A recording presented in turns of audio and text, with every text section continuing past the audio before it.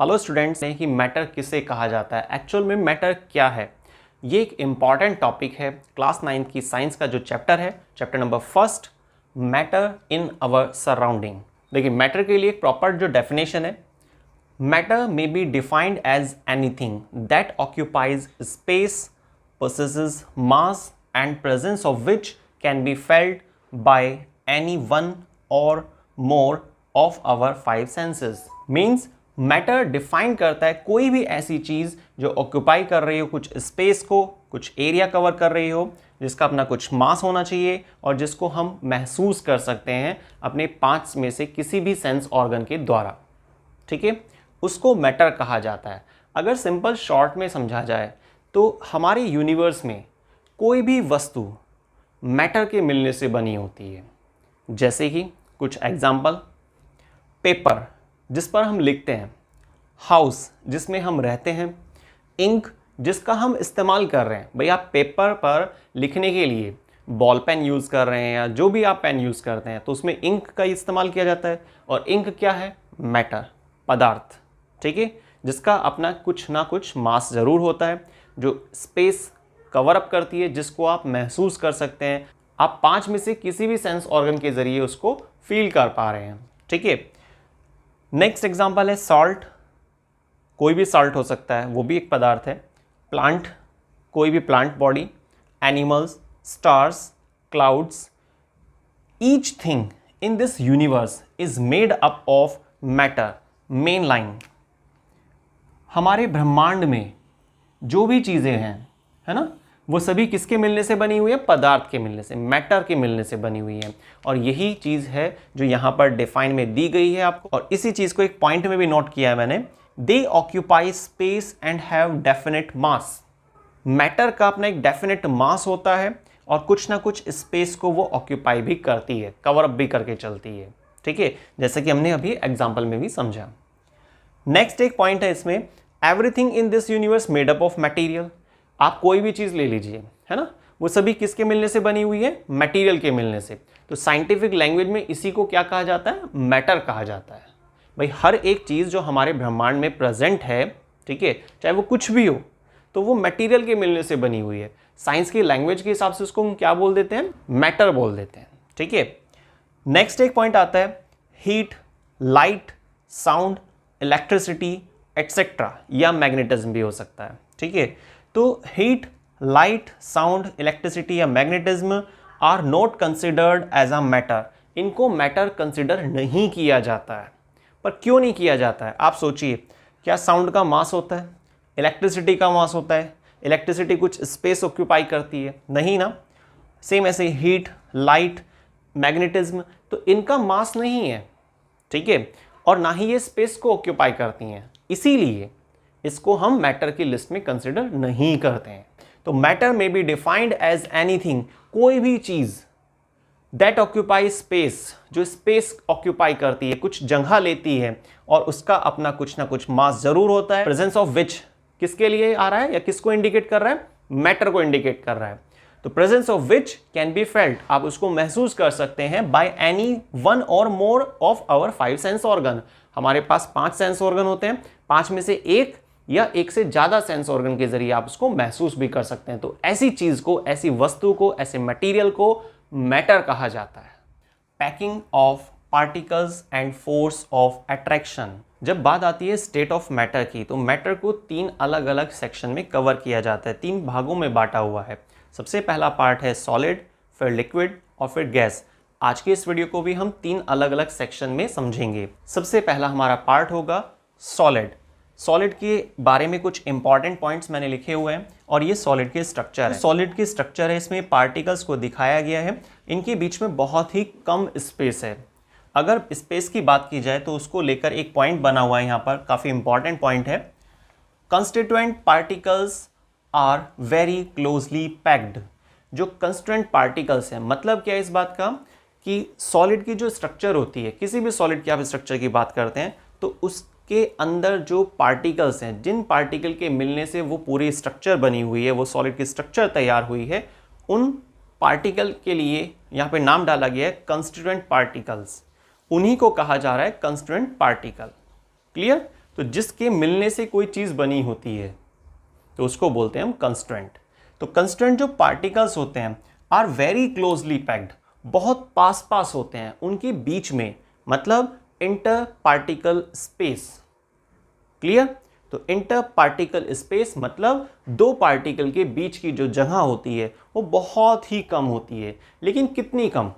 अगर आपसे कोई शॉर्ट क्वेश्चन अराइज होता है, पूछा जाता है कि दो पर्टिकुलर पार्टिकल्स, दो नियर बाय पार्टिकल्स सॉलिड के स्ट्रक्चर में अगर आप चेक करते हैं तो उनके बीच में कितना स्पेस होता है, तो आप बताएंगे बहुत कम स्पेस होता है। लेकिन उसके लिए एक वैल्यू भी होती है, और वो वैल्यू क्या है उसको मैंने यहाँ पर लिखा हुआ वैसे ब्रैकेट में, 1 angstrom.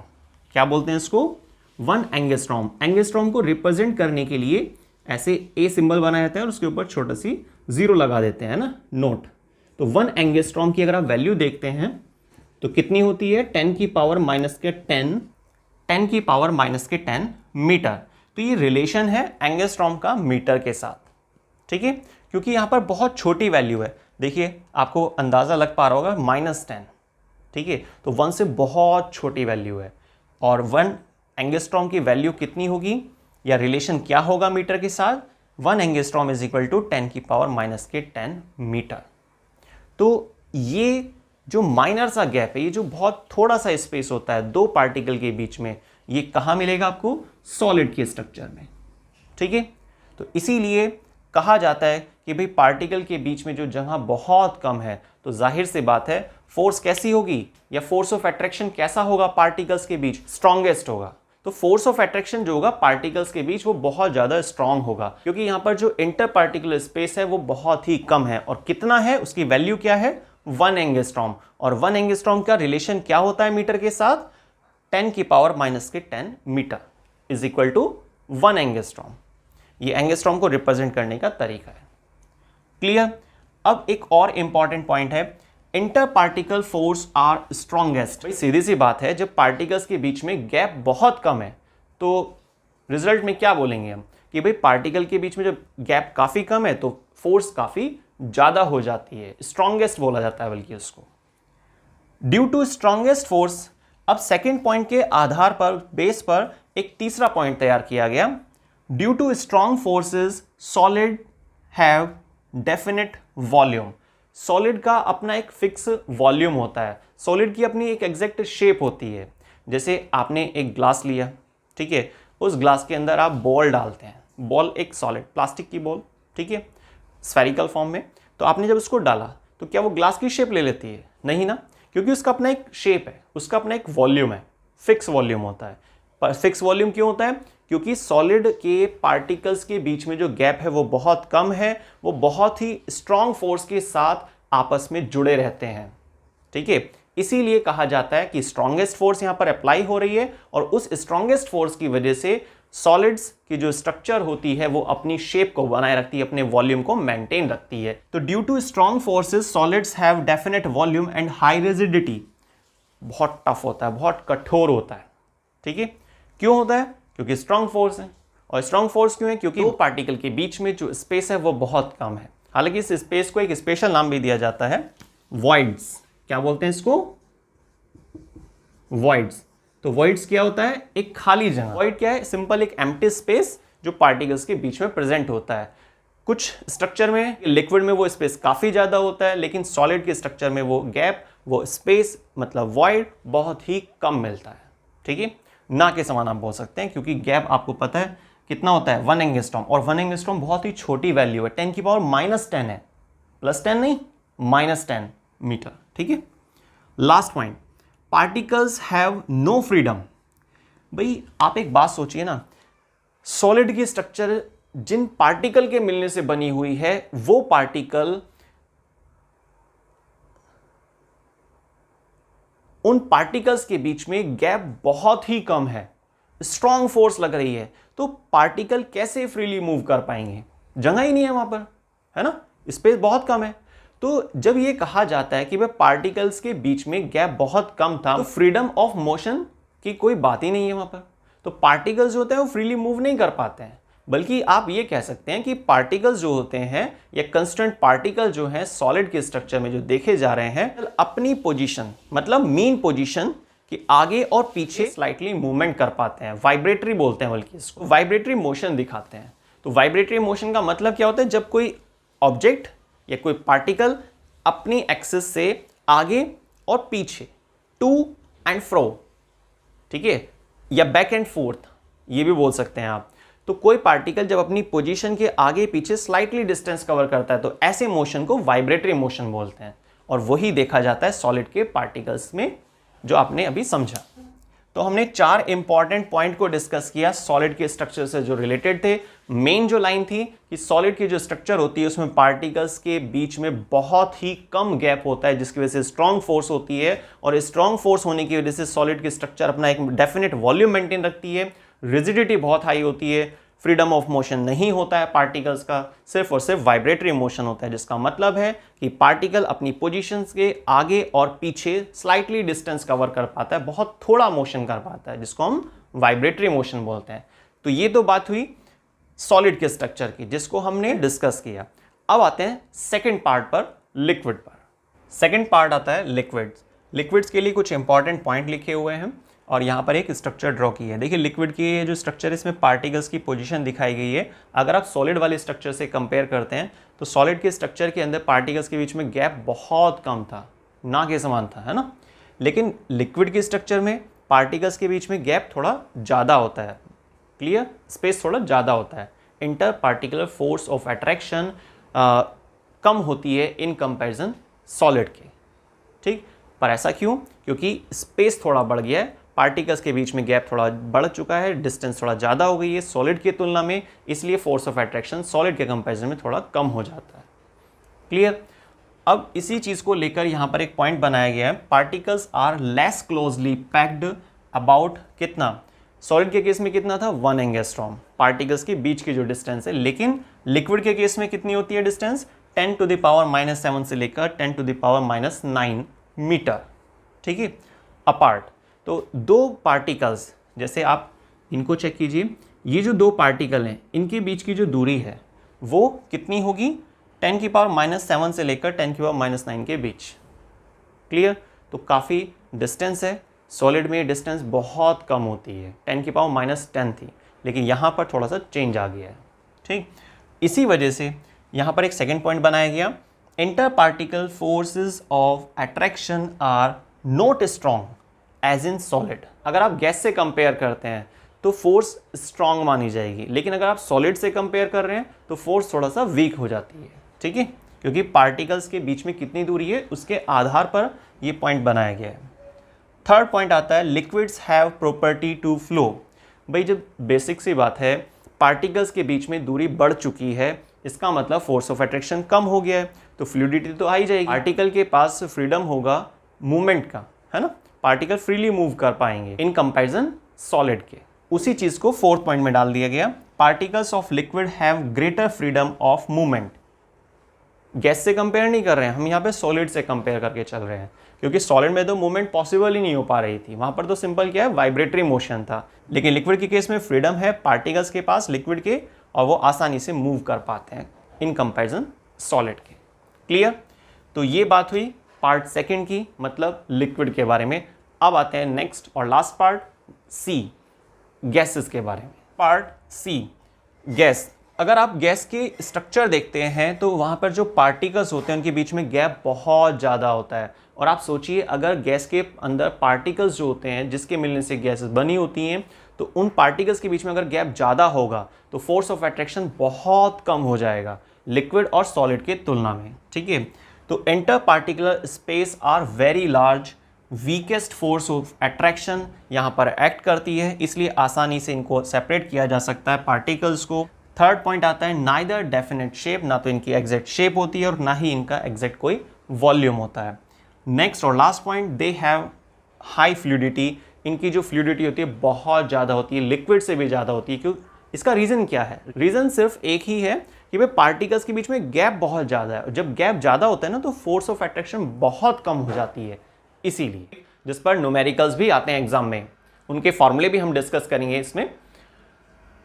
Scales of measuring temperature, temperature को मेजर करने के लिए एक स्केल नहीं होता है, यहां पर 3 स्केल का जिक्र किया जाता है, ठीक है। और वो क्या क्या है? नंबर फर्स्ट सेल्सियस स्केल, ये बहुत कॉमन है, जो आपने सुना भी है, सेल्सियस स्केल। सेकंड हमारे पास आता है फ़ारेनहाइट स्केल, और नंबर थर्ड केल्विन स्केल। ठीक है, तो तीन तरह के ऑप्शन होते हैं, या आप कह सकते हैं कि तीन तरह के स्केल होते हैं जिसके जरिए आप टेम्परेचर को रीड कर सकते हैं। ठीक है, नंबर फर्स्ट हम डिस्कस करने वाले हैं सेल्सियस स्केल। सेल्सियस स्केल क्या है, क्या इसके इंपॉर्टेंट पॉइंट हैं? देखिए, इसके लिए एक डायग्राम बना हुआ है नीचे। ये एक थर्मोमीटर है जिसमें 0 डिग्री सेल्सियस और 100 डिग्री सेल्सियस, इन दो पॉइंट्स को हाईलाइट किया गया है। तीनों ही स्केल में आपको इस तरह से पॉइंट्स देखने को मिलेंगे।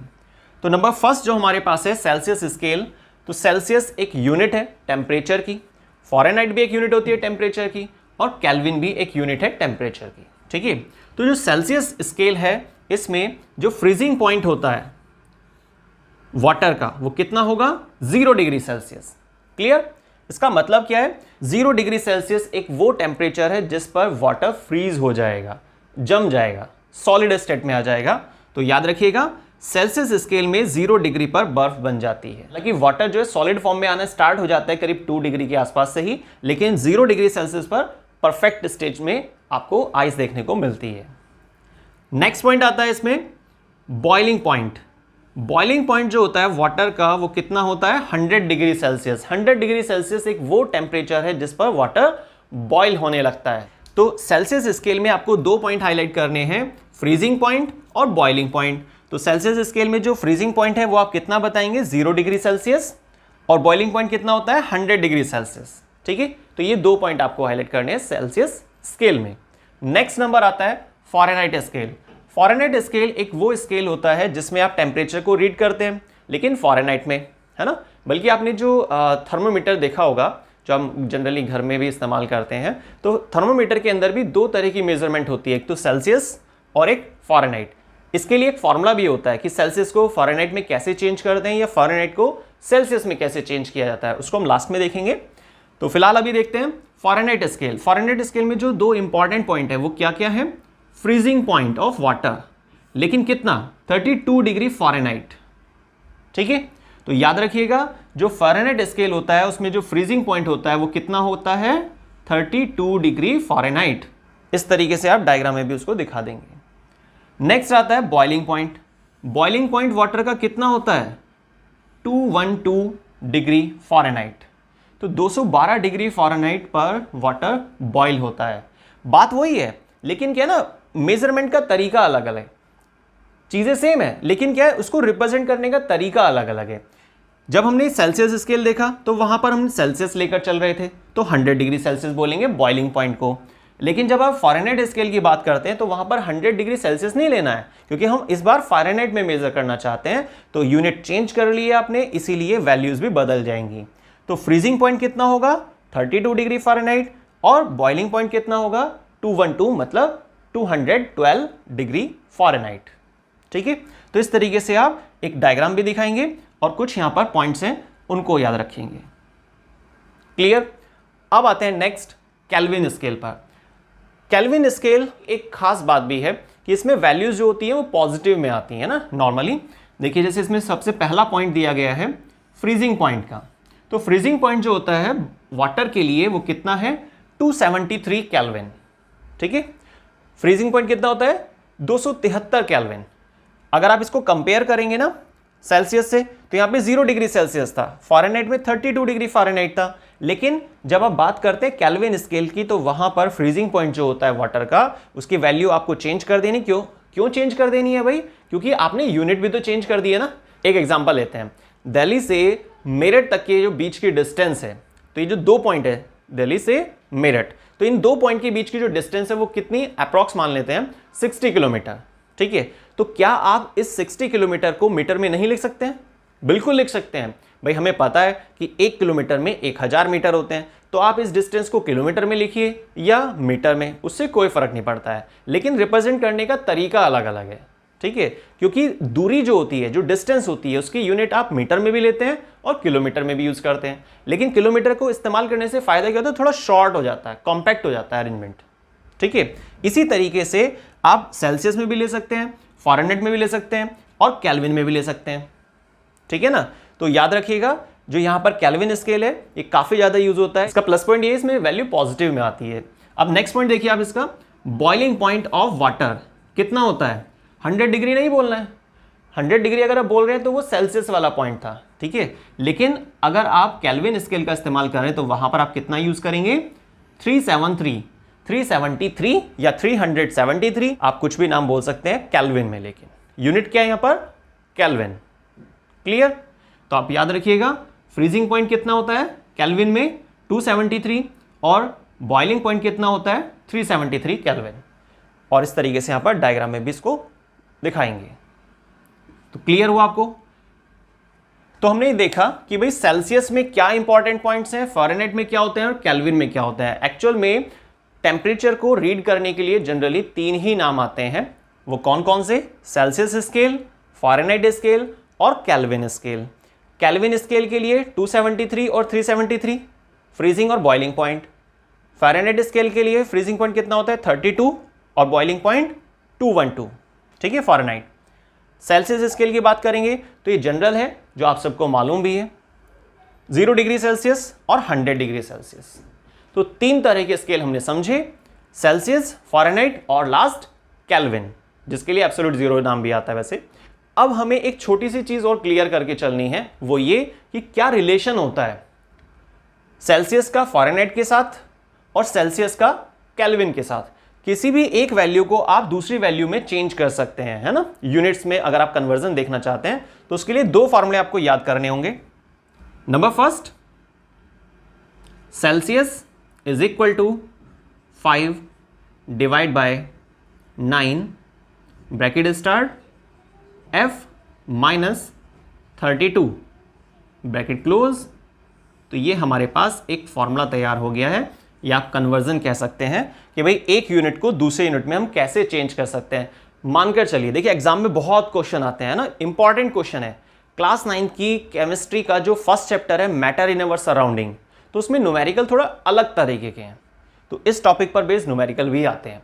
बल्कि अगर आप चेक करेंगे एनसीईआरटी की एक्सरसाइज देखेंगे तो उसमें आपको स्टार्टिंग में ही ऐसे क्वेश्चन मिल जाएंगे, ठीक है ना। तो प्रैक्टिस जरूर कीजिएगा, इस फॉर्मूले को याद करना है आपको, ये चीज़ आप नोट कर लेना, ठीक है। तो सेल्सियस, एक एग्जांपल देखते हैं, 50 डिग्री सेल्सियस है ना, 50 डिग्री सेल्सियस में कितने फ़ारेनहाइट होते हैं, ये क्वेश्चन है। तो आप इस फॉर्मूले का इस्तेमाल करेंगे। कैसे यूज़ करते हैं, जहाँ पर सेल्सियस लिखा है तो उसके प्लेस पर आप क्या लिखेंगे 50, क्योंकि मैंने क्वेश्चन क्या बोला एग्जांपल के तौर पर 50 डिग्री सेल्सियस में कितने फ़ारेनहाइट होते हैं। तो कितने फ़ारेनहाइट निकालना, क्या आपको फ़ारेनहाइट के रेस्पेक्ट में वैल्यू फाइंड करनी है। तो जहां सेल्सियस लिखा हुआ है वहां पर आप 50 रखेंगे और F जो दिया हुआ है यहां पर, है ना, जो सिंबल हमने लगाया हुआ है यहां पर F, ये कैलकुलेट कर लेंगे। बहुत ईजी है। जब आप यहां पर 50 रखेंगे तो सभी डिजिट्स को राइट साइड से लेफ्ट में ले आएंगे, सिंप्लीफाई कर देंगे, तो आपका आंसर आ जाएगा F इज इक्वल टू जो भी आएगा वो आप चेक करके देखना। कुछ प्रॉब्लम लगेगी तो आप कमेंट करना, ठीक है। क्लियर हो गया।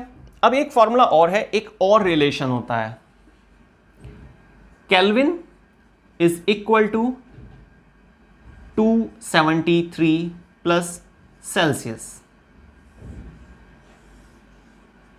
ठीक है। तो ये एक फॉर्मूला हो गया। आप इसमें ये सिंपल कैलकुलेशन के लिए, अगर आप इसको थोड़ा और एक्यूरेट लिखना चाहते हैं तो यहां पर ऐसे डिग्री का साइन बना देना। तो अब देखिए, जैसे आपको एक क्वेश्चन, दूसरा एग्जांपल ले लेते हैं, 100 डिग्री सेल्सियस, 100 डिग्री सेल्सियस में कितने केल्विन होते हैं, है ना। या 100 डिग्री सेल्सियस को आप चेंज कीजिए केल्विन के अकॉर्डिंग। तो केल्विन इज इक्वल टू में क्या है 273 प्लस डिग्री सेल्सियस। अब ये सेल्सियस जो सिंबल है ना, इसको आप हटाएंगे और क्या लिख देंगे इसके प्लेस पर 100। तो आपका आंसर जो अब आएगा, जो आप सिंप्लीफाई करके रिजल्ट निकालेंगे, वो होगा केल्विन में। कितना आएगा, सिंपल, इसको चेक भी कर सकते हैं आप डायरेक्ट। तो 100 हमने प्लेस किया तो कितना हो गया 273 प्लस 100 मतलब 373। तो केल्विन इज इक्वल टू कितना आएगा 373, ठीक है। तो 100 डिग्री सेल्सियस में कितने केल्विन, 373 केल्विन। और ये चीज आपने यहां पर भी नोटिस की होगी, जो हमने स्टार्टिंग में डायग्राम दिखाए थे ना आपको कि भाई 100 डिग्री सेल्सियस है ना बॉइलिंग पॉइंट सेल्सियस स्केल में। अगर आप इसको चेक करेंगे केल्विन स्केल में तो कितना है बॉइलिंग पॉइंट वाटर के लिए 373 केल्विन। इसका मतलब आप या तो बोल दीजिए 373 केल्विन या बोल दीजिए 100 डिग्री सेल्सियस। क्लियर? जैसे कि एक और सिंपल एग्जांपल, आप 1000 मीटर बोलेंगे या फिर क्या बोलेंगे, दूसरा ऑप्शन क्या हो सकता है 1 किलोमीटर। भाई 1 किलोमीटर बराबर 1000 मीटर, बात एक ही है, सिंपल है। लेकिन चीजों को रिप्रेजेंट करने का तरीका अलग अलग है क्योंकि यूनिट्स में बदलाव हो रहा है। इसीलिए अगर आप यूनिट में चेंज करते हैं, ठीक है, चाहे वो डिस्टेंस के लिए यूनिट आप बोलें या वेलोसिटी के लिए या किसी भी फिजिकल क्वांटिटी के लिए, तो वहां पर आप क्या करते हैं, वैल्यूज में भी बदलाव होते हुए देखेंगे। वीडियो में हमने समझा कि भाई टेम्परेचर को रीड करने के लिए क्या क्या स्केल्स अवेलेबल हैं। तो हमने 3 स्केल को डिस्कस किया। First Celsius scale, second Fahrenheit scale और last Kelvin scale. Celsius, Fahrenheit और केल्विन ये 3 यूनिट्स हैं टेम्परेचर की। और टेम्परेचर क्या होता है, डिग्री ऑफ हॉटनेस और कोल्डनेस इज कॉल्ड टेम्परेचर। बहुत सिंपल, बहुत छोटी डेफिनेशन है, ठीक है। डायग्राम हमने देखा, 2 इंपॉर्टेंट पॉइंट्स देखे और लास्ट में न्यूमेरिकल्स के लिए फॉर्मूले को डिस्कस किया। और 2 फॉर्मूले हैं, इसमें ज़्यादा नहीं है, सिंपल है, आप याद कर सकते हैं। सेल्सियस का फ़ारेनहाइट में कन्वर्जन, केल्विन का सेल्सियस में कन्वर्जन, ठीक है। लेकिन कई बार ऐसा देखा जाता है कि 9th क्लास के पेपर में, हालांकि ऐसा जनरली नहीं होता है पर बहुत बार ऐसा देखा जा चुका है, सेल्सियस का फ़ारेनहाइट के साथ रिलेशन, केल्विन का सेल्सियस के साथ रिलेशन नहीं पूछा गया, एक अलग ही रिलेशन पूछ लिया। जैसे कि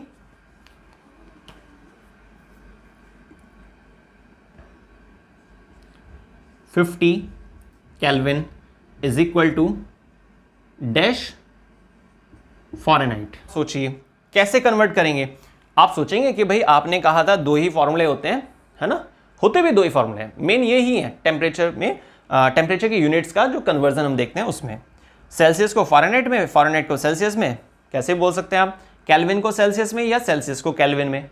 लेकिन यहां पर तो कुछ और ही हो रहा है, यहां पर केल्विन का रिलेशन फ़ारेनहाइट से पूछ लिया गया कि भाई 50 केल्विन में, 50 केल्विन में कितने फ़ारेनहाइट होते हैं। तो आप क्या करेंगे, आपको दोनों फॉर्मूले इस्तेमाल करने पड़ेंगे। कैसे, देखिए 50 केल्विन में कितने सेल्सियस हैं वो आप इस फॉर्मूले से निकालेंगे, तो आपका आंसर किस में आ जाएगा, सेल्सियस में। तो जो भी आपका आंसर आएगा उस वैल्यू को आप सेल्सियस के प्लेस पर यहां रखेंगे इस फॉर्मूले के अंदर, तो अब आपका आंसर आ जाएगा फ़ारेनहाइट में। तो ये तरीका है, ठीक है। फिर आप उस वैल्यू को यहां पर पुट कर देना, क्वेश्चन सॉल्व हो जाएगा। तो बहुत बार क्या होता है, बच्चों को चेक करने के लिए कि क्या ऐसा तो नहीं हो रहा है बच्चे लाइंस जो पढ़ रहे हैं बस उसी को याद करते जा रहे हैं, समझ भी नहीं रहे हैं। क्योंकि अगर आप लाइंस को, टॉपिक्स को समझ लेते हैं, ठीक है, तो उससे रिलेटेड जो डायरेक्ट क्वेश्चनिंग होती है वो तो आप करते ही हैं, लेकिन लाइनों के बीच में जो वर्ड्स आ रहे हैं कई बार क्या होता है उस पर क्वेश्चन बना दिया जाता है। तो अगर आपने डिटेल में पढ़ा है, अच्छे से समझा है, उसको रट्टा नहीं लगाया है, तो ऐसी कंडीशन में जो नए नए टाइप के या कंफ्यूज करने के लिए क्वेश्चन जनरेट किए जाते हैं उनको भी आप बहुत आसानी से कर लेंगे, ठीक है। बचने का सबसे बेस्ट सॉल्यूशन है एसी का इस्तेमाल करना, जैसा कि हम सब करते भी हैं। लेकिन जिस कमरे में आपने एसी को इंस्टॉल किया हुआ है, तो एसी बेसिकली क्या करता है, उस रूम से वाटर मॉलिक्यूल्स को खींचता है और बाहर कर देता है, ठीक है, सिंपल। मतलब ह्यूमिडिटी को कंट्रोल करता है। लेकिन उस रूम के अंदर से जो ह्यूमिडिटी कंट्रोल की गई है एसी के द्वारा, तो उसकी वजह से हमें गर्मी लगनी कम क्यों हो जाती है। सेकेंड एग्जाम्पल, गर्मियों में जब आप कपड़ों को सुखाते हैं तो कपड़ों को आपने ऐसे ही रस्सी पे डाल दिया, पहला तरीका। दूसरा तरीका, आपने कपड़ों को रस्सी पर थोड़ा खोलकर फैलाया। बेस्ट क्या है और रीजन क्या है इसके पीछे। तीसरा एग्जाम्पल, जब आप चाय या कॉफी का इस्तेमाल करते हैं और आपको जल्दी भी उसको पीना होता है, तो आप क्या करते हैं, कोई बाउल लेते हैं या सॉसर शेप प्लेट लेते हैं और उसमें कॉफी को या चाय को डाल देते हैं और थोड़ा सा ऐसे हिलाते हैं और फिर उसको पी लेते हैं। चाय या कॉफी बड़ी जल्दी ठंडी हो जाती है, पर इसके पीछे की साइंस क्या है। इस तरह के बहुत सारे एग्जाम्पल्स और उनके पीछे की साइंस आपको आज इस वीडियो में क्लियर होने वाली है। Evaporation and factors affecting evaporation. Evaporation क्या होता है, क्या फैक्टर हैं जो एवापोरेशन को प्रभावित करते हैं। चलिए स्टार्ट करते हैं आज के इस वीडियो को एवापोरेशन के टॉपिक के साथ। देखिए मैटर जो है वो 3 स्टेट में पाया जाता है, सॉलिड, लिक्विड और गैस। 3 स्टेट में हमें मैटर देखने को मिलता है मेनली, ठीक है। प्लाज्मा वगैरह ये सब तो मॉडिफिकेशन है, बाकी 3 जो बेसिक स्टेट होती हैं मैटर की वो क्या है? सॉलिड, लिक्विड और गैस। अगर हम सॉलिड के स्ट्रक्चर को देखते हैं तो उसमें पार्टिकल्स के बीच में बहुत ही कम स्पेस होता है, ठीक है। इंटरमोलिकुलर स्पेस बहुत कम पाया जाता है सॉलिड के केस में। लेकिन अगर आप लिक्विड के स्ट्रक्चर देखते हैं तो लिक्विड के स्ट्रक्चर में मॉलिक्यूल्स के बीच में थोड़ा गैप ज़्यादा मिलता है इन कंपैरिजन सॉलिड के। तो आप कह सकते हैं कि इंटरमोलिकुलर स्पेस थोड़ा ज़्यादा होगा लिक्विड में सॉलिड की तुलना में। अगर बात करते हैं गैसेस की, तो गैसेस में जो मॉलिक्यूल्स होते हैं उनके बीच में काफ़ी ज़्यादा स्पेस प्रेजेंट होता है, या आप कह सकते हैं कि इंटरमोलिकुलर स्पेस बहुत ज़्यादा होता है गैसेस के पार्टिकल्स के बीच इन कंपैरिजन लिक्विड और सॉलिड के। तो ये तो हमने इंट्रोडक्शन लिया कि भाई मैटर की 3 स्टेट क्या क्या होती हैं, कि स्ट्रक्चर को लेके थोड़ा सा डिफरेंस क्लियर किया कि भाई सॉलिड में मॉलिक्यूलर स्पेस बहुत ही कम होता है और लिक्विड के मॉलिक्यूल्स के बीच में स्पेस थोड़ा ज़्यादा होता है। और अगर हम गैसेस स्टेट की बात करते हैं तो इंटरमोलिकुलर स्पेस काफ़ी ज़्यादा मिलता है, मतलब मॉलिक्यूल्स के बीच में गैप बहुत ज़्यादा होता है, ठीक है। तो ये तो स्टेट ऑफ मैटर की बात हुई। लेकिन अब हमारा जो मेन टॉपिक है वो क्या है? एवोपोरेशन। इसकी एक एग्जैक्ट डेफिनेशन भी आप नोट कर सकते हैं। फिनोमेना एक ऐसी घटना जिसमें चेंज होता है लिक्विड वेपर्स में at any temperature below it's boiling point is called evaporation. तो एवोपोरेशन क्या होता है? एक ऐसी सरफेस फिनोमेना है जिसमें लिक्विड स्टेट वेपर स्टेट में चेंज हो जाती है। अब इसके बहुत सारे फैक्टर हो सकते हैं। फैक्टर मतलब कुछ ऐसी चीजें जो प्रभावित करती हैं, या तो बढ़ाती हैं एवोपोरेशन को या घटा देती हैं। तो ऐसी कौन सी चीज हो सकती है? तो ऐसी क्या क्या फैक्टर्स हो सकते हैं जो एवोपोरेशन के प्रोसेस को, मैकेनिज्म को अफेक्ट करते हैं, प्रभावित करते हैं? तो यहां पर हमने 4 फैक्टर्स को कलेक्ट किया हुआ है। Number first, surface area. Second, decrease in humidity. Third, increase in temperature. और last one, speed of wind. अब हम एक एक करके फैक्टर्स को डिस्कस करेंगे कुछ एग्जांपल्स की मदद से, जिससे कि हम एवोपोरेशन के प्रोसेस को कैसे बढ़ाया घटाया जा सकता है इस चीज को क्लियर कर सकें। Number first factor, surface area. अगर किसी चीज का सरफेस एरिया ज्यादा है या कम है तो ये बहुत बड़ा रोल प्ले करता है एवोपोरेशन की फिनोमेना में। जैसे कि आपने नोटिस किया होगा, बल्कि आपने खुद भी किया होगा, गर्मियों में जब आप कपड़े सुखाते हैं रस्सी पर, भले ही आपने मशीन के जरिए कपड़ों को सुखा लिया पर फिर भी उनको धूप लगानी बहुत ज़रूरी है, क्योंकि ऐसा साइंस के हिसाब से ज़रूरी भी होता है। तो जब आप धूप में कपड़ों को डालते हैं, ठीक है, तो रस्सी पर जब आप कपड़ों को फैलाते हैं तो क्या बस ऐसे ही डाल देते हैं या उसको थोड़ा खोल कर डालते हैं? कपड़ों को अगर हम खोलकर रस्सी पर फैलाएंगे ना तो उससे क्या होगा? सरफेस एरिया बढ़ जाएगा। और जब सरफेस एरिया बढ़ेगा तो वाटर मॉलिक्यूल्स बहुत ही जल्दी एवोपोरेट होंगे लिक्विड से वेपर स्टेट में, ठीक है। वैसे मैंने आपको स्टार्टिंग बताया कि एवोपोरेशन क्या होता है? एक सरफेस फिनोमेना होती है। तो सरफेस एरिया ज़्यादा होने से एवोपोरेशन भी बढ़ जाता है, और अगर सरफेस एरिया कम होता है तो एवोपोरेशन भी कम हो जाता है। इसका मतलब सरफेस एरिया डायरेक्टली प्रोपोर्शनल हुआ किस चीज़ के? एवोपोरेशन के। अब एक लेते हैं दूसरा एग्जाम्पल। कोई व्यक्ति कॉफ़ी पीना चाहता है, कॉफ़ी बहुत गर्म है लेकिन उसको ज़रूरत है बहुत जल्दी उसको ठंडा करने की, तो वो सोचता है चलो एक बाउल ले लेते हैं, उस बाउल में कॉफ़ी को पलट देते हैं और थोड़ी बहुत देर तक उसको हिलाएंगे और ऐसे फूंक लगाते रहेंगे और वो ठंडी हो जाएगी और बात भी ठीक है। लेकिन कोई दूसरा व्यक्ति, और भी ज़्यादा डेंजरस व्यक्ति, बहुत भयानक ट्रिक है उसकी, वो क्या करता है? थोड़ा बड़े साइज़ की बाउल लेता है या प्लेट टाइप से मानिए, उसमें कॉफ़ी को पलटता है, कॉफ़ी या चाय जो भी वो ले रहा है, ठीक है, और जैसे ही वो डालता है ना, सरफेस एरिया ज़्यादा है उसका, जो उसने प्लेट को सेलेक्ट किया है कॉफ़ी को ठंडा करने के लिए, जो बाउल को सेलेक्ट किया है उसका सरफेस एरिया काफ़ी ज़्यादा है। तो जैसे ही वो कॉफ़ी के मटेरियल को उसमें डालेगा ना तो उसे ना तो घुमाने की ज़रूरत है और ना ऐसे फूंक लगाने की ज़रूरत है, वो फटाफट तुरंत ही ठंडी हो जाएगी और उसको वापस से कप में डालेगा और पी जाएगा। तो सेकेंड व्यक्ति ने सरफेस एरिया के फुल कॉन्सेप्ट को इस्तेमाल किया, क्योंकि सरफेस एरिया, उसको पता है कि सरफेस एरिया अगर ज़्यादा होगा तो एवोपोरेशन बहुत स्पीडली होता है, तो एवोपोरेशन ज़्यादा होता है क्योंकि डायरेक्टली प्रोपोर्शन होते हैं ये। लेकिन जो फर्स्ट वाला व्यक्ति है वो अभी तक एक ही कप कॉफ़ी को नहीं इनटेक कर पाया। क्लियर? सिंपल ये एग्जांपल था टॉपिक को क्लियर करने के लिए, बाकी आप इसका यूज़ भी कर सकते हैं। ट्राई करके देखिएगा कि क्या इससे फ़र्क पड़ता है या नहीं, ठीक है। तो सरफेस एरिया आपको क्लियर हुआ कि अगर सरफेस एरिया ज़्यादा होगा तो एवोपोरेशन भी बढ़ जाएगा। इसके फॉर्मूले को नोट कर लेते हैं। Surface area directly proportional evaporation की, ये हमने एक फॉर्मूला तैयार कर लिया। Second factor, decrease in humidity. Humidity होती क्या है?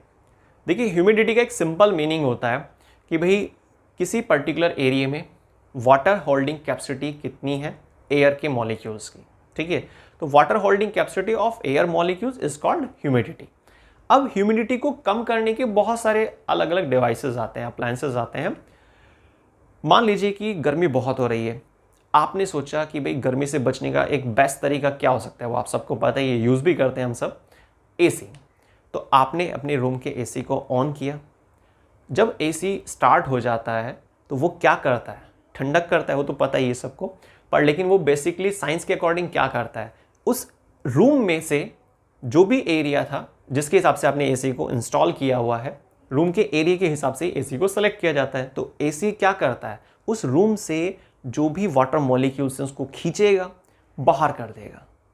होगा क्या, उस एरिया में, उस रूम के अंदर जो एयर थी, वो वाटर होल्डिंग कैपेसिटी जो थी उसकी वो डाउन हो जाएगी। उस रूम के अंदर जो एयर थी उसमें से वाटर मॉलिक्यूल्स को उसने निकाला और बाहर कर दिया। फायदा क्या हुआ? ह्यूमिडिटी कम हो गई।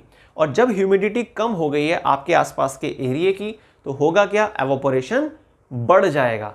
ह्यूमिडिटी डाउन हुई, एवोपोरेशन बढ़ गया है। और एवोपोरेशन क्या होता है? वाटर मॉलिक्यूल का लिक्विड से वेपर स्टेट में चेंज होना, ठीक है।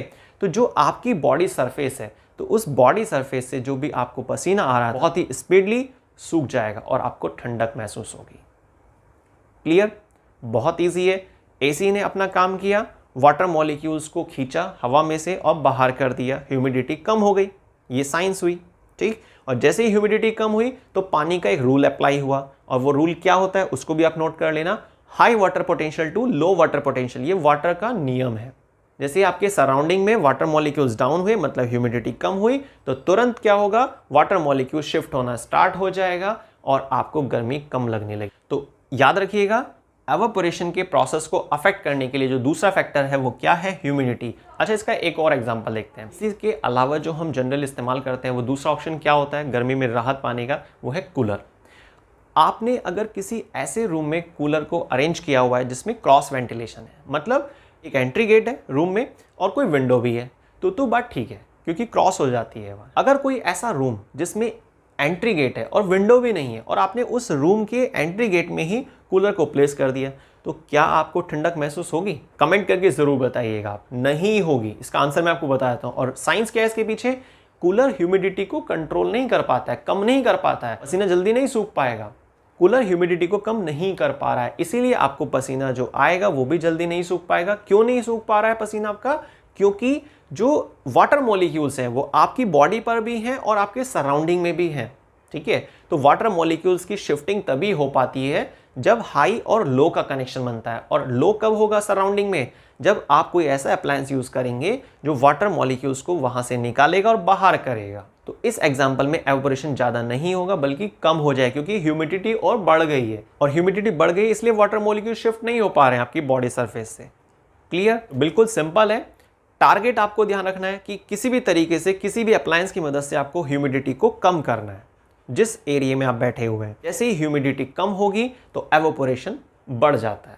और एवापोरेशन बढ़ने का मतलब क्या है कि वाटर मॉलिक्यूल्स आपकी बॉडी सरफेस से निकलकर एनवायरनमेंट में एंट्री कर जाएंगे। और वो एनवायरनमेंट में उस एयर में एंट्री क्यों करेंगे? क्योंकि वहां पर वाटर मॉलिक्यूल्स पहले से कम हो चुके हैं, ठीक है, किसी अप्लायंसेस की वजह से। पर इसके पीछे क्या रूल अप्लाई हुआ है? मॉलिक्यूल्स का मूवमेंट, वाटर मॉलिक्यूल्स की movement from high to low concentration, इस रूल को भी आपको याद रखना है। क्लियर? तो सेकंड फैक्टर आपको क्लियर हो गया होगा, डिक्रीज इन ह्यूमिडिटी। तो अगर ह्यूमिडिटी घटती है तो एवापोरेशन बढ़ जाता है। इसके फॉर्मूले को भी, रिलेशन को भी नोट कर लेते हैं। ह्यूमिडिटी इनवर्सली प्रोपोर्शनल होती है एवापोरेशन की। ह्यूमिडिटी ज्यादा होगी, एवापोरेशन कम होगा। अगर ह्यूमिडिटी कम होगी तो एवापोरेशन ज्यादा होगा। इसके लिए आप एक और एग्जांपल भी ले सकते हैं, बल्कि जैसे कई बार आपने देखा होगा कि बारिश हुई, पर थोड़ा दबा के बारिश नहीं हुई, हल्की फुल्की बारिश हुई, और आप किसी ऐसे एरिया में जहाँ पर थोड़ा आसपास काफ़ी मिट्टी वगैरह टाइप से है ना, तो ऐसे में क्या होता है, बोलते भी उनकी जनरल लैंग्वेज में कि बड़ी उमस सी हो गई है। मतलब क्या है इस बात का कि वाटर होल्डिंग जो कैपेसिटी है, मतलब ह्यूमिडिटी आपके आसपास काफ़ी बढ़ गई है, तो आपको पसीना आएगा, अब वो एवोपरेट नहीं हो पाएगा, मतलब लिक्विड जो है वेपर में चेंज नहीं हो पाएगा, मतलब एवोपरेशन नहीं हो पाएगा। क्यों नहीं हो पाएगा? क्योंकि हाई वाटर पोटेंशियल वहाँ पर भी है और आपकी बॉडी सरफेस पर भी है, और पानी का नियम तो आप जानते ही हैं कि high water potential to low water potential. तो आपको किसी भी तरीके से अपने सराउंडिंग में ह्यूमिडिटी को कम करना है, तभी एवोपरेशन ज़्यादा होगा, और जब एवोपरेशन ज़्यादा होगा इसका मतलब आपको अब गर्मी नहीं लगेगी। क्लियर? अब चलते हैं आगे नेक्स्ट तीसरे फैक्टर पर, इंक्रीज इन टेम्परेचर। अगर आप टेम्परेचर को बढ़ाते हैं, ठीक है, या नेचुरली टेम्परेचर अगर बढ़ता है, तो टेम्परेचर बढ़ने से क्या होता है, आपके आसपास की जो एयर होती है वो हल्की हो जाती है। हल्की से मतलब क्या है मेरा, कि वाटर मॉलिक्यूल्स वहाँ पर कम हो जाते हैं, ह्यूमिडिटी डाउन हो जाती है, ठीक है। और जब टेम्परेचर बढ़ता है और ह्यूमिडिटी कम हो गई है, तो इसका मतलब एवोपरेशन बढ़ेगा, ठीक है। सिंपल है, जैसे बहुत तेज़ धूप पड़ रही है और छत काफ़ी गर्म हो चुकी है ना, आपने नोटिस भी किया होगा इस चीज़ को। शाम के टाइम आप बैठने वाले थे, तो आपने सोचा कि भाई पूरे दिन बहुत तेज़ धूप रही है तो छत काफ़ी गर्म हो रही है, तो हम उसको ठंडा कर देते हैं। आपने क्या किया, पानी को ऐसे डाला, और कई बार तो क्या होता है, सामने सामने ही पानी गायब हो जाता है, एवोपरेट हो जाता है। टेम्परेचर ज़्यादा था ना, तो अब जो छत थी आपकी, है ना, उसकी जो सरफेस है वो बहुत ज़्यादा गर्म हो रही है, तो आप पानी डालेंगे। अब पानी डालने के बाद क्या हुआ, वो वेपराइज हो गया। क्लियर?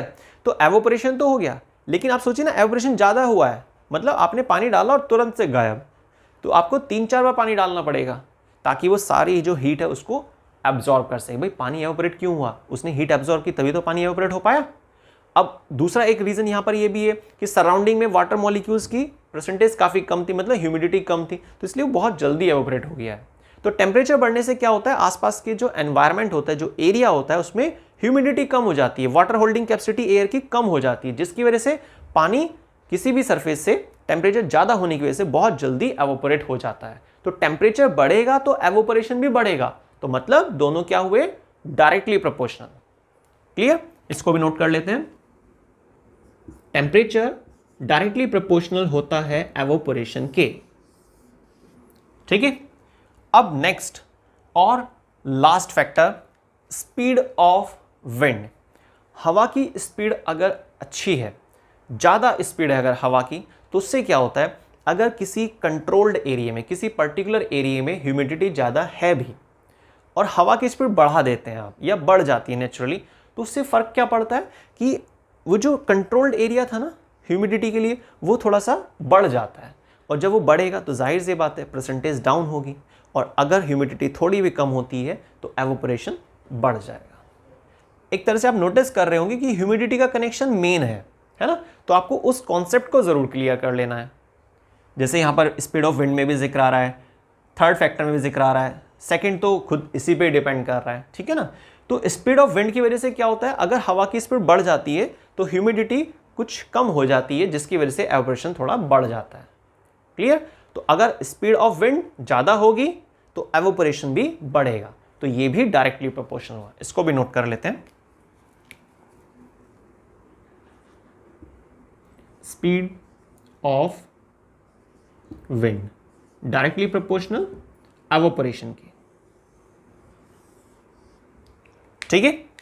तो ये 4 इंपॉर्टेंट फैक्टर्स थे जो प्रभावित करते हैं एवोपरेशन के प्रोसेस को। और एवोपरेशन होता क्या है, लिक्विड स्टेट का कह सकते हैं वेपर्स में चेंज होना, ठीक है, लिक्विड से वेपर। इसके लिए जो फैक्टर्स थे वो हमने 4 इंपॉर्टेंट फैक्टर्स डिस्कस किए, कुछ एग्जांपल्स के साथ, है ना। Surface area, decrease in humidity, increase in temperature, speed of wind, इन चारों के लिए जो रिलेशन जनरेट हो सकता था एवोपरेशन के साथ, वो मैंने साइड में नोट कर लिया। आप इनको जरूर अपने रजिस्टर में नोट कर लेना, ठीक है। इससे क्या है ना, चीज़ें थोड़ा जब आप रिवाइज करेंगे तो बहुत जल्दी रिकॉल हो जाती हैं, ठीक। आपने हथेली पर एसीटोन को डाला तो कूलिंग फील होती है, पर ऐसा क्यों? आपने नोटिस किया होगा, कोई भी क्रिकेटर, कोई भी प्लेयर जब खेल के दौरान इंजर्ड हो जाता है, जख्मी हो जाता है, तो उस पार्ट पर, उस इंजर्ड पार्ट पर इथाइल क्लोराइड का स्प्रे किया जाता है, पर ऐसा क्यों? डॉक्टर्स माइनर सर्जरी से पहले पेशेंट के अफेक्टेड पार्ट पर ईथर का स्प्रे करते हैं, पर ऐसा क्यों? क्या है इसके पीछे की साइंस? प्रेस्पायरेशन क्या होता है? प्रेस्पायरेशन का एक्चुअल मीनिंग क्या है? क्यों गर्मियों में छत पर बैठने से पहले पानी को छिड़कना चाहिए, पानी को स्प्रिंकल किया जाता है, पर ऐसा क्यों? क्या इससे फायदा होता है? इन सभी टॉपिक्स को हम क्लियर करने वाले हैं आज के इस वीडियो में। मेरा नाम तुषार भारद्वाज और ये आपका अपना फेवरेट चैनल साइंस वर्ल्ड। चलिए स्टार्ट करते हैं आज के इस वीडियो को। आज की वीडियो का हमारा टॉपिक है एवोपोरेशन कॉज कूलिंग।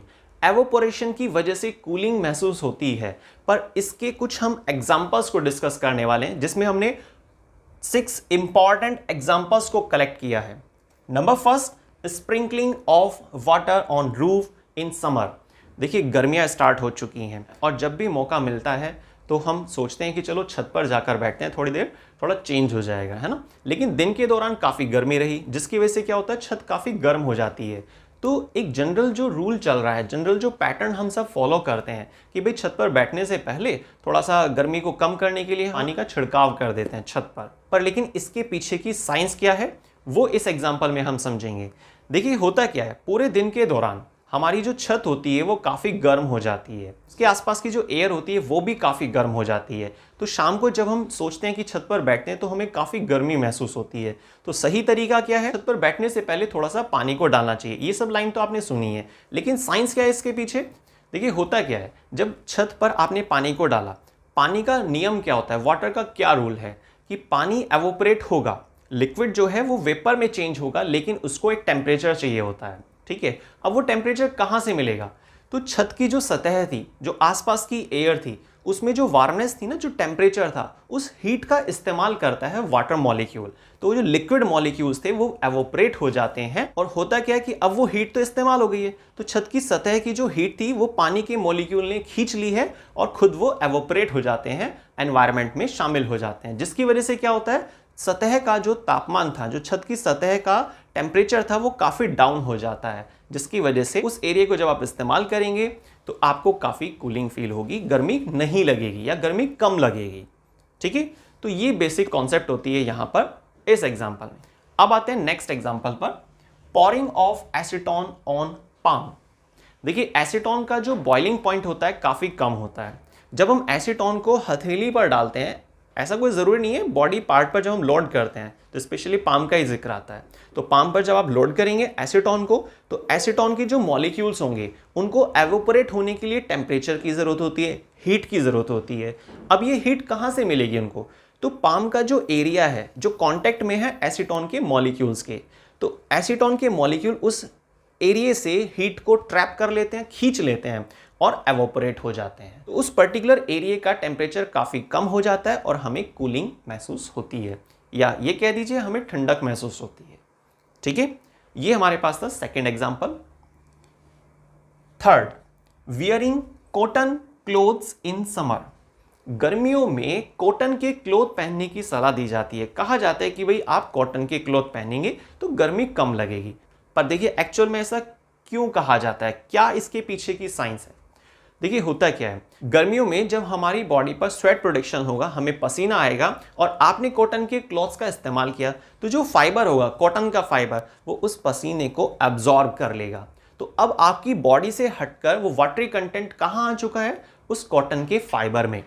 अब उस फाइबर के अंदर जो वाटरी कंटेंट था उसको एवोपोरेट होने के लिए टेम्परेचर की ज़रूरत होती है। अब वो टेम्परेचर कहाँ से मिलेगा? हमारी बॉडी के टेम्परेचर को ले लिया जाता है, हमारी बॉडी की हीट को वो कॉटन के फाइबर के अंदर छुपे हुए जो वाटर के मॉलिक्यूल्स थे वो उसको एब्जॉर्ब कर लेते हैं, जिसकी वजह से कॉटन के फाइबर में प्रेजेंट वाटरी कंटेंट एवोपरेट होना शुरू हो जाता है। और एवोपरेशन भी इसी को कहते हैं, क्योंकि एवोपरेशन का मतलब क्या होता है? लिक्विड मॉलिक्यूल्स का चेंज होना गैसियस स्टेट में वेपर स्टेट में। लेकिन शर्त क्या है यहाँ पर, कंडीशन क्या है यहाँ पर? Temperature, heat. तो हीट की जरूरत थी, तो बॉडी की जो हीट थी उसका इस्तेमाल करते हैं वाटर के मॉलिक्यूल खुद को एवोपरेट करने के लिए, जिसकी वजह से हमारी बॉडी का टेम्परेचर कम हो जाता है और हमें कूलिंग महसूस होती है। तो एवोपोरेशन कॉज कूलिंग, जिसके रेस्पेक्ट में हमने अभी तक 3 एग्जांपल को समझा, sprinkling of water, second pouring of acetone on palm, और थर्ड वन था हमारे पास wearing of cotton cloth in summer. तो कॉटन के क्लॉथ पहनना बहुत ज़रूरी होता है गर्मियों में, खास तौर से उन व्यक्तियों को जिनको पसीना बहुत आता है। ठीक है, चलिए अब स्टार्ट करते हैं। Next example, rubbing ice on burn part. देखिए हमारी बॉडी का जब कोई पार्ट जल जाता है, ठीक है, बर्नट हो जाता है, तो ऐसी कंडीशन में क्या होता है, उस एरिया पर, बर्नट वाले पार्ट पर, उस जले हुए हिस्से पर काफ़ी हीट डेवलप होने लगती है। तो अगर आप आइस को लेंगे और आइस को स्लाइटली रब करेंगे, धीरे धीरे रब करेंगे उस जले हुए हिस्से पर, तो आइस को जब आप बर्न पार्ट पर रब करेंगे तो रबिंग से क्या होगा, फ्रिक्शन से क्या होगा, वाटर मॉलिक्यूल्स होंगे आइस के, वो धीरे धीरे एवोपोरेट होने लगेंगे। लेकिन लिक्विड के मॉलिक्यूल को एवोपोरेट होने के लिए, एवोपरेशन करने के लिए ज़रूरत होती है टेम्परेचर की, हीट की ज़रूरत होती है। और यहाँ इस कंडीशन में हीट कहाँ से ली जा रही है, उस जले हुए हिस्से से। और जब हमारे बर्न पार्ट का टेम्परेचर डाउन होगा तो थोड़ा हमें रिलैक्स फील होगा, हमें थोड़ा कूलिंग फील होगी। तो आपने नोटिस किया होगा अब तक जो हम 4 एग्जाम्पल डिस्कस कर चुके हैं, इन सभी एग्जाम्पल में एवोपरेशन तो हो रहा है, लेकिन एवोपरेशन होने के लिए हीट की जरूरत होती है। और वो हीट कहां से ली जा रही है, फर्स्ट केस में जो छत की सतह थी उसकी हीट को इस्तेमाल किया गया। सेकंड केस में एसीटोन को जब आपने हथेली पर डाला था तो हमारी जो हथेली का हिस्सा जो एसीटोन के मॉलिक्यूल के कांटेक्ट में था, तो उस पाम वाले एरिया के हीट को ट्रैप कर लिया गया एसीटोन के द्वारा, और फिर वो एवोपरेट हो गया। तो एवोपरेशन की वजह से कूलिंग हो रही है, क्योंकि एवोपरेशन कब होगा, शर्त क्या है, कंडीशन क्या है एवोपरेशन की, हीट चाहिए, और वो हीट हमारी बॉडी से ले रहा है। क्लियर? और जैसे हमारी बॉडी से हीट रिड्यूस होगी या हीट कम होगी तो हमें कूलिंग फील होती है।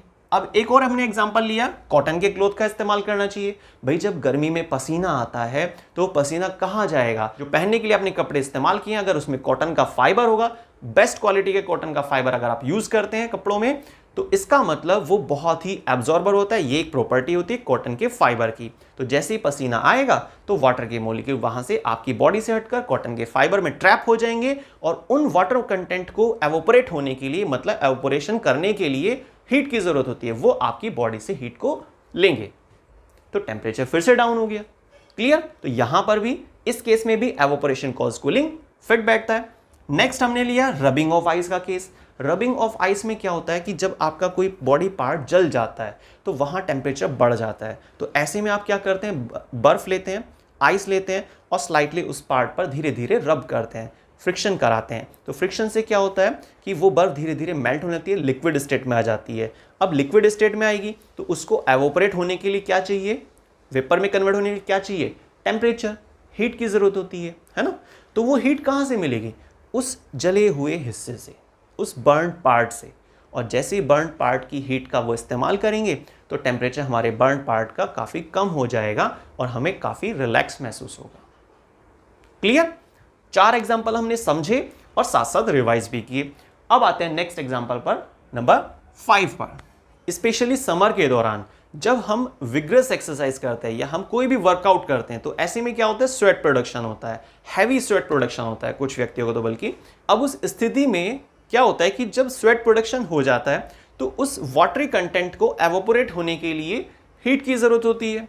ठीक है, अब वो वाटरी कंटेंट वेपर स्टेट में चेंज होगा, ये तो एवोपोरेशन हुआ, लेकिन उसके लिए क्या चाहिए, उसके लिए हीट की जरूरत होती है ना। तो हमारी जो बॉडी का टेम्परेचर वैल्यू होता है जो एक्सरसाइज करने के दौरान काफी बढ़ जाता है, तो उस हीट को, उस टेम्परेचर को ले लिया जाता है। जैसे ही हमारी बॉडी की हीट को ट्रैप किया जाता है उन वाटर कंटेंट के जरिए, उन वाटर मॉलिक्यूल्स के जरिए, तो हमारी बॉडी का टेम्परेचर धीरे धीरे कम हो जाता है। और जैसे ही हमारी बॉडी का टेम्परेचर कम होता है तो हमें काफी कूलिंग महसूस होने लगती है।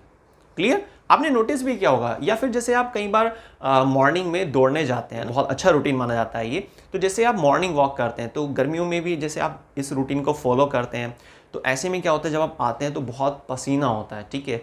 और आपने नोटिस किया होगा कि जब एक खुलकर पसीना आता है, स्वेट प्रोडक्शन होता है, तो वो स्वेट के जो मॉलिक्यूल्स होते हैं वो धीरे धीरे एवोपोरेट होते हैं। लेकिन उनकी एवोपोरेट होने की शर्त क्या होती है, उनको हीट चाहिए, टेम्परेचर चाहिए। अब टेम्परेचर कहाँ से, आसपास से तो खींचने से रहे, वो हमारी बॉडी की जो हीट होती है ना उसी को ट्रैप कर लेते हैं। तो उस हीट का इस्तेमाल करते हैं और एवोपोरेट हो जाते हैं, वेपर स्टेट में चेंज हो जाते हैं। लेकिन फ़ायदा क्या हुआ इस पूरे काम से, फ़ायदा ये हुआ कि हमारी बॉडी का टेम्परेचर डाउन हो गया, और जब हमारी बॉडी का टेम्परेचर थोड़ा कम होगा तो हमें काफ़ी कूलिंग महसूस होती है, हमें काफ़ी ठंडक महसूस होती है।